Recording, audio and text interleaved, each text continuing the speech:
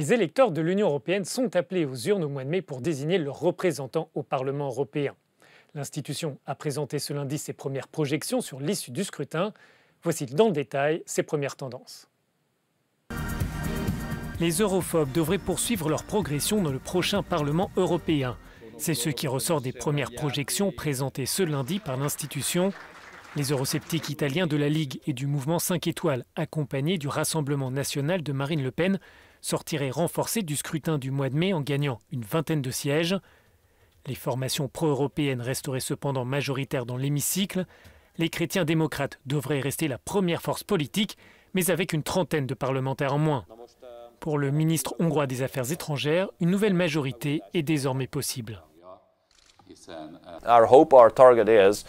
Notre espoir, notre objectif, après les élections, est que l'approche anti-immigration rassemble la majorité dans toutes les institutions européennes.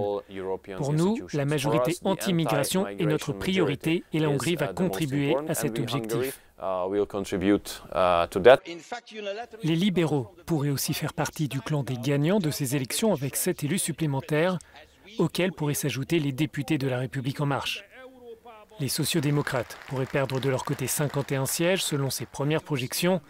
Le parti semble au bord du gouffre, mais cela n'effraie pas pour autant leur tête de liste. Depuis 150 ans, les socialistes sont au bord du vide. C'est là où nous nous situons. Au bord du vide, c'est aussi là que l'on trouve les plus belles fleurs.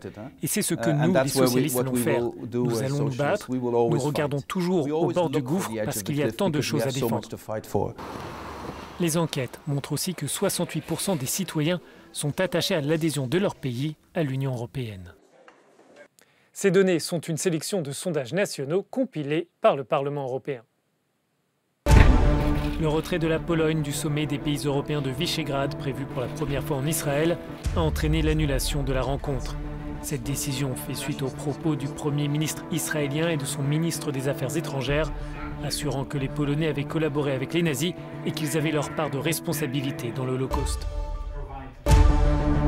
Le changement climatique est une menace directe et existentielle qui n'épargnera aucun pays. Ces propos sont signés par les ministres des Affaires étrangères de l'Union européenne. Les 28 espèrent parvenir à enclencher une action politique mondiale contre le réchauffement planétaire.